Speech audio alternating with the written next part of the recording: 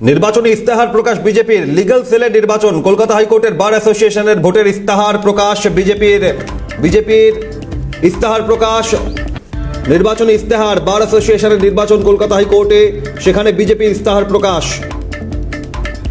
প্রীতিশ বন্দ্যোপাধ্যায় খবর নিয়ে ফোনে রয়েছেন। এই নির্বাচনী ইস্তেহারে কোন কোন বিষয়কে প্রাধান্য দেওয়া হয়েছে বিজেপির বার অ্যাসোসিয়েশনের তরফ থেকে? দুর্নীতি বিষয়টাকে সব থেকে বেশি গুরুত্ব দেওয়া হয়েছে এবং অবশ্যই রাজ্যের যে পরিস্থিতি এবং রাজ্যে যেভাবে একের পর এক এখনো পর্যন্ত নেতা মন্ত্রীরা যেভাবে গ্রেপ্তার হচ্ছেন এবং তদন্ত চলছে, হাইকোর্টের নির্দেশে ইতিমধ্যে ইডি সিবিআই তদন্ত করছে, সেই বিষয়গুলোকে ইস্তেহারের মধ্যে রাখা হয়েছে।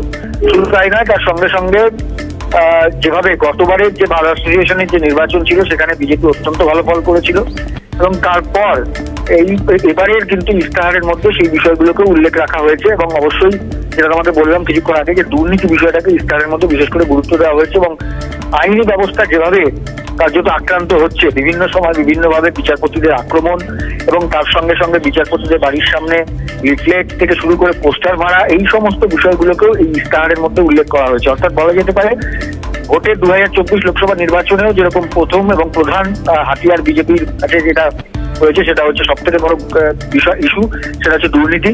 এবং এই যে লিগাল ক্ষেত্রেও যে লড়াই অর্থাৎ যে ব্যাটেল, সেই ব্যাটেলের ক্ষেত্রেও যে হাইকোর্টের যে অ্যাসোসিয়েশনের যে নির্বাচন রয়েছে সেই নির্বাচনের ইস্তেহারের মধ্যেও কিন্তু দুর্নীতি ইস্যুকেই হাতিয়ার করলো বিজেপির লিগাল সেল।